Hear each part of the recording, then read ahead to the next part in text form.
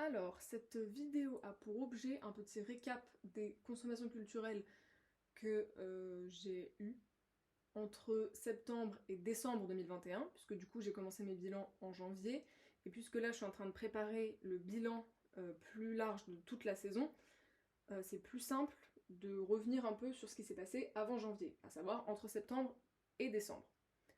Donc, ça risque d'être long si je m'attarde trop, donc je vais essayer de ne pas m'attarder sur chacune des propositions, mais ça risque quand même d'être long. Bref, commençons sans plus attendre. En septembre, j'ai commencé le mois de septembre en regardant The Grand Budapest Hotel de Wes Anderson, ainsi que À bord du Darjeeling Limited de Wes Anderson également, sur Disney+. J'ai terminé tous les tomes d'Assassination Classroom du tome 12 au tome 21. Septembre, ça a été aussi la sortie du premier acte de Mercury, l'album d'Imagine Dragons, dont le second acte est sorti là en juillet. J'ai lu les tomes 26 à 30 de My Hero Academia. D'ailleurs, je les ai pas sortis, j'aurais pu. J'ai lu le tome 8 de l'Attaque des Titans. Ça, je crois que je l'ai quelque part, non? Non, c'est le 9. Bon, bah, j'ai lu le 8 aussi, qui doit être rangé. J'ai... Ah oui, je le vois, il est là. J'ai regardé le premier acte, le premier arc de Jojo Bizarre Aventure, qui est très sympa. D'ailleurs, j'aimerais bien regarder la suite, mais j'ai pas le temps. Mais une fois que j'aurai plus de temps, franchement, j'aime beaucoup cet animé. J'ai vu Dune de Denis Villeneuve, ça me contrarie parce que j'arrive pas à retrouver mon billet de cinéma. Et je suis contrariée parce que j'ai adoré ce film. J'ai fait l'expérience de la Cité Merveilleuse, c'était au volcan au Havre, et en fait, le principe de la Cité Merveilleuse, c'est des artistes, l'opéra Pagaille, c'est ça qui s'appelle, je crois, Pagaille, Pajaille, Pagaille, qui a pris possession de tous les espaces du volcan et s'est installé en mode, ben non mais c'est un village. Pendant le confinement, on s'est installé dans le volcan puisque bah il servait à rien, il était occupé. Donc on a pris possession du volcan et on a installé notre ville, notre petit mode de vie alternatif avec notre potager, on vit en autosuffisance, on a des moutons, etc. Voilà, il y a littéralement des moutons. Et donc c'est une déambulation dans tout le volcan à la rencontre des habitants et habitantes de la Cité Merveilleuse. Et franchement c'était assez sympa comme expérience. Mais il faut que je parle moins, sinon je vais jamais y arriver. Euh, j'ai fait les deux expos qu'il y avait à ce moment à la Gaieté Lyrique, donc il y avait Détour et Heureux soient les fêlés car ils laisseront passer la lumière. Moi je suis pas fan des propositions d'art un peu, enfin c'est même pas de l'art numérique, mais enfin voilà, j'ai pas été emballée, mais c'était sympa, c'était pas un mauvais moment. C'est ça? Ouais. Donc voilà, mais c'était pas incroyable. J'ai vu l'Arc de Triomphe empaqueté, bon pas par, mais projet de Jeanne-Claude et comment il s'appelle, Christo, qui avait il y a très très longtemps pour projet d'impacter l'Arc de Triomphe. Les deux sont décédés entre temps, mais l'Arc de Triomphe a quand même été impacté parce que le projet était bien entamé. Ça a fait débat. Moi j'étais contente de le voir parce que c'était un peu de l'ordre de la consécration vu que j'avais beaucoup entendu parler de Jeanne-Claude et Christo au cours des années précédentes. Petite photo si vous le voyez, si vous ne visualisez pas. Oh là là, mais faut se concentrer là. Ce que ça donne. En septembre, j'ai également vu la saison 3 de Sex Education. Je sais plus s'il est sorti ce mois-ci, mais j'ai beaucoup écouté Montero, l'album de Lil Nas X. Et j'ai lu du coup le premier tome de Dune de Frank Herbert après avoir vu le film parce que j'ai été absolument fascinée par cet univers. Ok, ça c'est pour septembre. Ensuite, en octobre, octobre je crois que c'est ça. Non, oui, peut-être. Oui, c'est ça. En octobre, j'ai lu le tome 4 de Mission Yosakura Family. C'est pas un manga incroyable, mais c'est sympa, c'est rigolo, c'est un bon moment passé. J'ai regardé le tome 1 de... Non, j'ai regardé l'épisode 1 de Blue Period que je lis. J'ai pas accroché à l'esthétique. Et le mois d'octobre, c'était le tome 5 de Blue Period que j'ai lu. Mais ouais, l'animé, j'ai pas accroché. Mais donc je continue de les lire parce que j'adore cette histoire, mais pas fan de l'esthétique de l'animé. J'ai également lu le tome 9 de l'Attaque des Titans. En octobre... premier spectacle de la saison en octobre, quand même. Circus Remix de Marussia Diaz Verbeck, j'espère que je n'écorche pas son nom, qui est donc un spectacle de cirque, puisque ça s'appelle Circus Remix. C'était à l'Académie Fratellini et c'était vraiment super. Et je vais pas m'attarder plus que ça, mais c'était super. Donc le tome 5 de Blue Period, on l'a dit. Le tome 2 de Dune, qui, autant vous dire qu'après avoir lu le pavé du tome 1, celui-là ça a été rapide. Voilà, univers que j'adore, toujours. Enfin, j'ai un peu décroché là récemment et j'arrive pas à commencer le tome 5, mais franchement, Dune c'est vraiment génial. Ensuite, dans le cadre du festival Fragment, qui est un festival porté par la Loge, qui est un festival pour l'émergence, qui propose des courts extraits, ce qu'ils appellent des fragments de fêtes, de spectacles de compagnies émergentes. Et donc moi au Jeune Théâtre National je suis allée voir 2 extraits de spectacles, 2 fragments, un fragment de Constellation, compagnie La Part des Anges de Pauline Bureau, et un fragment de Premier Cri, la compagnie Reflet Bleu.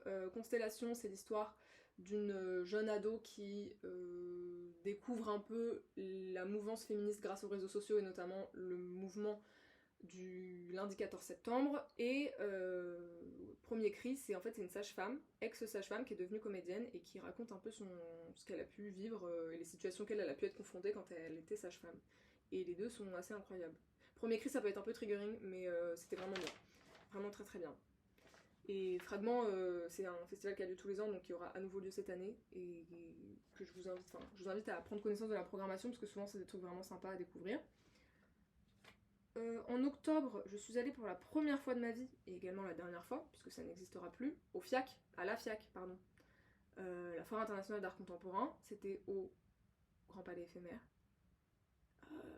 Je sais pas trop quoi en dire, hein. Je sais pas trop quoi en dire, c'était intéressant comme expérience, on va dire ça. Non, c'est une expérience sociale, hein, de la FIAC, on va pas se mentir, mais c'était marrant. Donc je suis ravie d'avoir eu l'occasion d'y aller, parce que, bah quand même, pourquoi pas quoi. Je suis également en octobre allée voir The French Dispatch. On a le billet de ça ou pas? Oui, on a le billet. The French Dispatch, dernier film de Wes Anderson qui est sorti en octobre 2021. Je suis allée voir, qui était super, j'ai beaucoup aimé. J'aurais aimé le revoir une deuxième fois en salle, mais j'ai pas eu l'occasion. J'aurais dû y retourner, parce que ça va vite comme film, mais vraiment j'ai beaucoup aimé. Y aller voir de plus près de Maggie Marin, qui est un spectacle de théâtre. Maggie Marin est chorégraphe à la base. Dont j'ai entendu beaucoup de mal avant d'aller le voir, et moi je trouve que ça va. En fait, ce qui est un peu rude, c'est que vous voyez, c'est adapté de la guerre du Péloponnèse, et c'est hyper dense et hyper compliqué comme histoire, et le texte est super dense. Et ce que le Théâtre de la Ville a fait, que j'ai trouvé très bien, c'est qu'il proposait avant chaque représentation 15-20 minutes avec un historien, et qui nous racontait un peu l'histoire de la guerre du Péloponnèse en fait. Et donc ça permettait de contextualiser et de pas être complètement démuni face au spectacle, parce que sinon c'est vrai que j'aurais été moi-même complètement démunie. Donc voilà, peut-être que sans le contexte historique avant, j'aurais pas trouvé ça chouette, mais puisque j'avais le contexte, moi j'ai trouvé ça plutôt sympa. J'avais dit que je devais pas raconter ma vie à la base. Hein. J'ai fait Nemo, la Biennale internationale des arts numériques de la région internationale. Oh là là, c'est dur là, de la région Île-de-France. Et bah bizarrement, moi j'aime pas les arts numériques à la base, mais Nemo j'ai bien aimé cette année, ça m'a un peu réconciliée avec les arts numériques, donc je fus ravie. Et enfin, pour terminer le mois d'octobre, j'ai visité la Sainte-Chapelle et la Conciergerie. Alors la Sainte-Chapelle c'est très sympa, c'est très beau, mais le fait que les personnes qui ne bénéficient pas de la gratuité aient à payer 10 € pour ça, je trouve ça un peu limite, parce que c'est une visite quand même relativement courte. Et j'ai pas de petit papier de la Conciergerie. La Conciergerie, même chose, hein, heureusement que c'est gratuit. Et en fait c'est sympa parce qu'il y a le dispositif de médiation là, des histopades, qui à l'aide de la réalité augmentée te laisse voir du coup sur la tablette comment étaient les espaces avant, parce que sinon c'est beau, c'est sympa, hein, c'est un beau bâtiment, mais en fait à part des couloirs et des arches et de la pierre, je vois pas bien l'intérêt, vous voyez. Donc c'est très bien qu'il y ait le travail de contextualisation qui soit fait grâce à la tablette, parce que sans ça, bof. Novembre, le mois de novembre a commencé très très fort, très très très très fort, avec le concert de Woodkid. Voilà, j'ai pas encore fait mon classement définitif, mais je pense que Woodkid est le meilleur concert de l'année.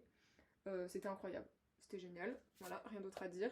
J'ai fait l'expo de Georgia O'Keeffe au Centre Pompidou, que j'ai beaucoup aimé, parce que j'aime bien son travail, je trouve ça très beau. et que j'ai trouvé la mise en scène, enfin la scénographie, je sais pas, la muséographie de l'exposition vraiment bien. Et c'est rare qu'à Pompidou je trouve les expos bien mises en scène, parce que parfois c'est un peu long, dense, etc. Et là franchement c'était vraiment très bien. J'ai vu le film court-métrage Ellipse qui a été réalisé et produit par des copains dans un lieu assez exceptionnel, il y a de la danse et tout, c'est vraiment chouette, je vous invite à aller le voir, c'est sur YouTube. Je vous mets le lien en barre d'infos parce que je suis une vraie influenceuse. J'ai lu Exploser le plafond de Ren Pratt, super, hyper intéressant. Ren Pratt, Queen, comme son nom l'indique, vraiment hyper chouette quoi. Hyper chouette, c'est sur les questions d'égalité femmes-hommes dans le spectacle vivant, en gros, puisqu'elle a un peu toujours travaillé sur ça dans sa vie. Et je vous invite à le lire, même si ces questions, enfin peut-être même surtout si ces questions d'égalité femmes-hommes ne vous intéressent pas, lisez-le, Ren Pratt, super. J'ai lu également H24, 24 heures dans la vie d'une femme, qui est un livre qui réunit 24 récits de 24 autrices, chacune correspondant à 1 heure de la journée. Et c'est assez chouette. Voilà, c'est ça. 24 histoires vraies ont inspiré 24 écrivaines internationales pour réunir ça dans ce petit ouvrage. Et en fait, ça a été adapté en 24 courts épisodes par 24 réalisatrices par et sur Arte. Donc bon, c'est techniquement, je l'ai vu au mois de décembre, mais j'ai également regardé les 24 épisodes sur Arte. C'est vraiment très chouette. C'est vraiment très bien. Je suis allée à Chaillot pour le programme Stravinsky du Malandin Ballet Biarritz. J'ai passé un super moment, je m'attendais à m'ennuyer, à mourir et à détester. Et en fait, non. Ça tient vraiment la route. J'ai beaucoup aimé, super. J'ai vu Blade Runner 2049 de Denis Villeneuve. Je ne savais pas en regardant Blade Runner 2049 que l'autre Blade Runner était en fait ce qui se passe avant. Moi je pensais que c'était juste Denis Villeneuve, comme avec Dune finalement, il adapte un film, enfin il fait un film qui a déjà été fait mais il en fait une autre version quoi. Et en fait pas du tout, c'est vraiment la suite. Ça ne m'a pas empêché de comprendre ce qui se passe et tout, mais moi j'ai vu, j'allais dire Han Solo, j'ai vu Harrison Ford arriver et j'étais en mode ouais d'accord, ok. Alors que la mise en scène c'est vraiment le comeback d'un personnage important, mais je ne savais pas que c'était un personnage important, vous voyez. Enfin bref, ça arrive hein. J'ai vu Battre encore, spectacle de marionnettes au Mouffetard, Théâtre des Arts de la Marionnette, de fait, et c'était bien. C'était vraiment bien. Moi je l'ai trouvé intéressant. Il y a des. Enfin, après le plateau du Mouffetard est vraiment minuscule.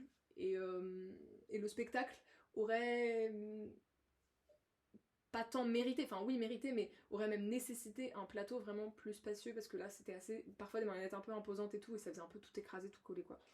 Un peu dommage, mais ça c'est le grand problème du Mouffetard de toute façon, c'est trop petit. J'ai revu, parce que je l'avais vu quand j'étais plus jeune, La famille Tenenbaum de Wes Anderson. Très beau film.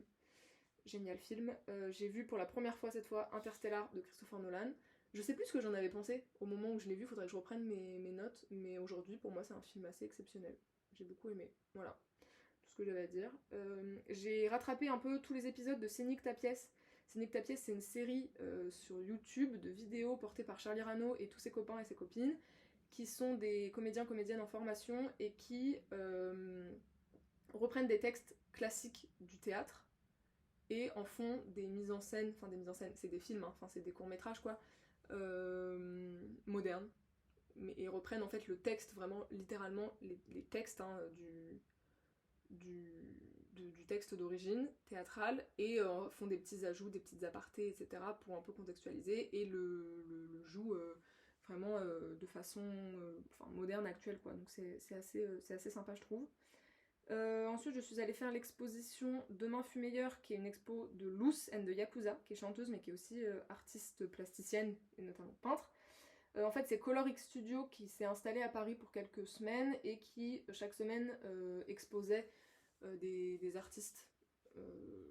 Voilà, et c'était. Enfin, j'essaierai de retrouver des photos, mais c'était vraiment génial. De toute façon, Luce, moi je l'adore, et son travail, même plastique, je suis très très fan.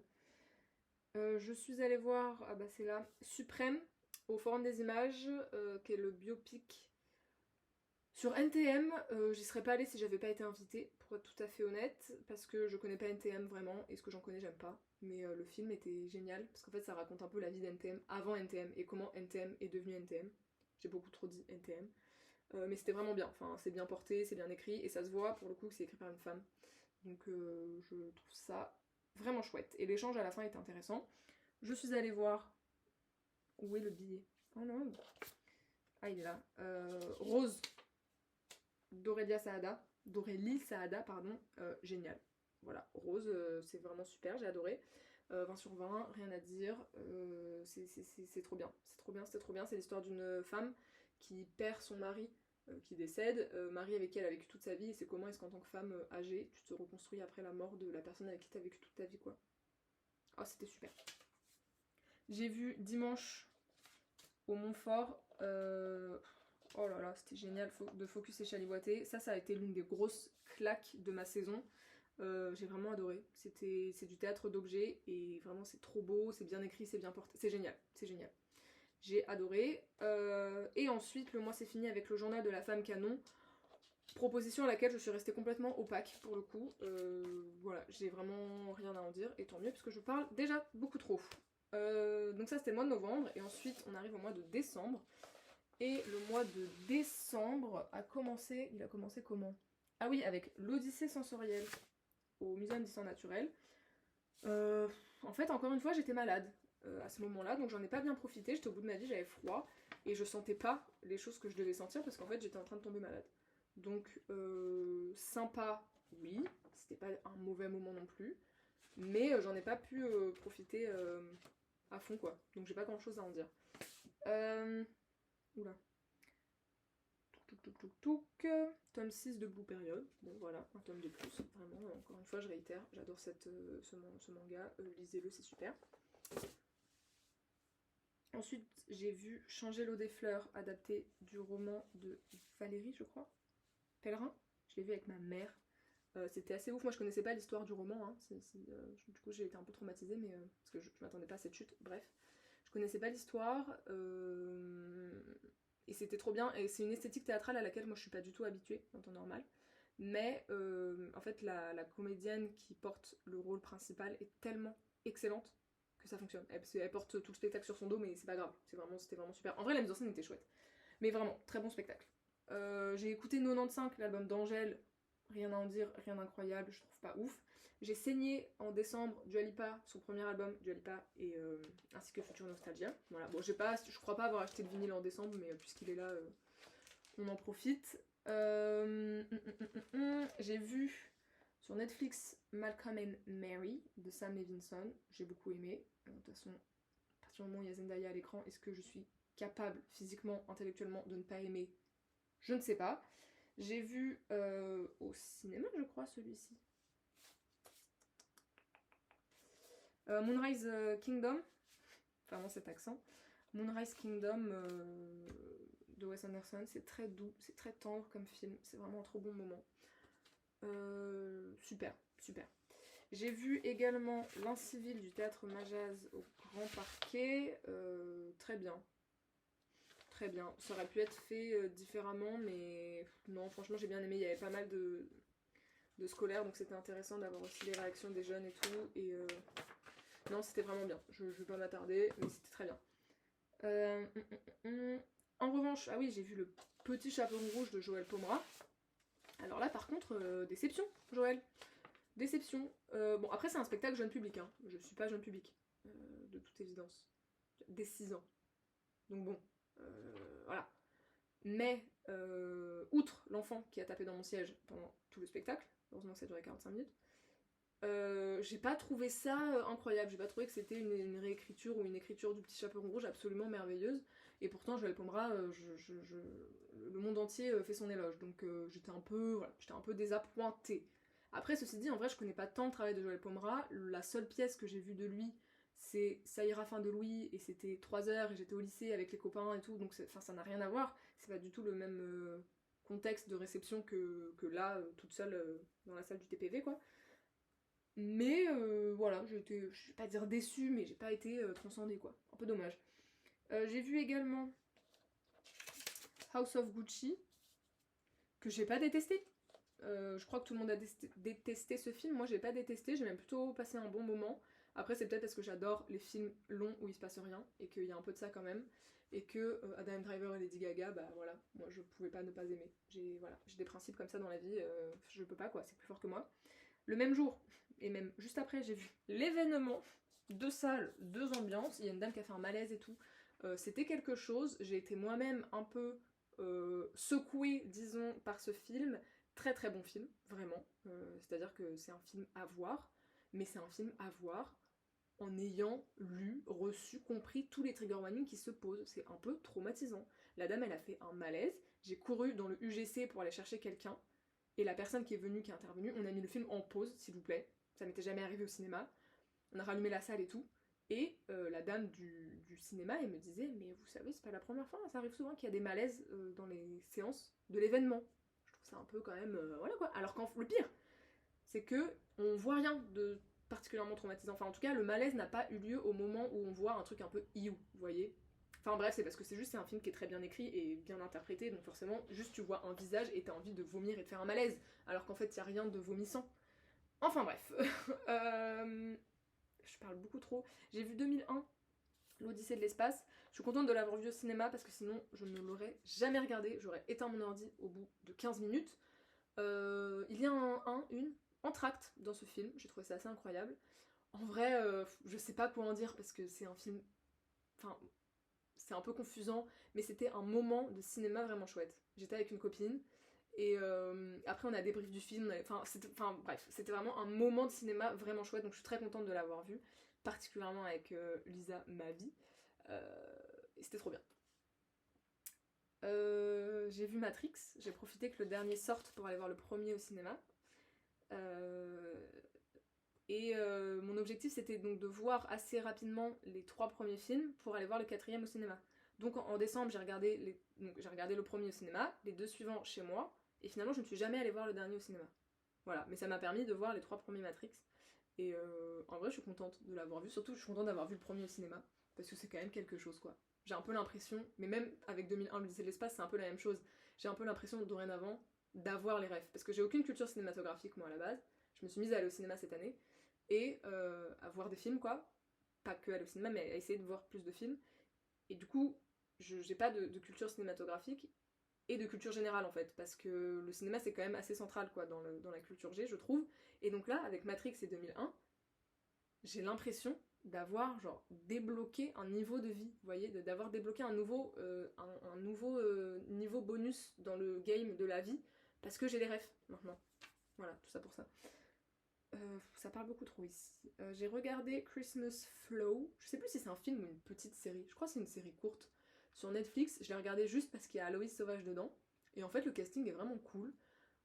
Alors, ça ne casse pas 3 pattes à un canard. Qu'on s'entende, c'est pas incroyable. Toutefois, dans le genre, donc dans le genre un peu comédie, love story, Noël, français, je trouve que ça se tient. Bon, il y a tout un propos féministe sur lequel j'aurais parfois peut-être un peu des trucs à redire sur les manières de faire, mais globalement, vraiment, je trouve que ça se tient. Et parce que c'est bien joué, parce que voilà, et que c'est pas, voilà, c'est pas mauvais, mais juste prenez pas du temps de votre vie à regarder ça en vous disant que ça va être incroyable. Et tu vois, quand t'es malade, que t'as un envie de faire tout week-end, c'est bien quoi, ça détend, c'est chill.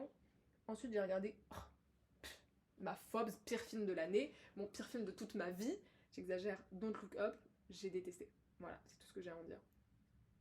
J'ai lu le tome 3 de Dune, on continue sur la lancée. J'ai lu le tome 10 de l'Attaque des Titans et le tome 5 de Mission Yosakura Family. Et c'est ainsi que se termine le mois de décembre, et donc ce bilan global, septembre-décembre.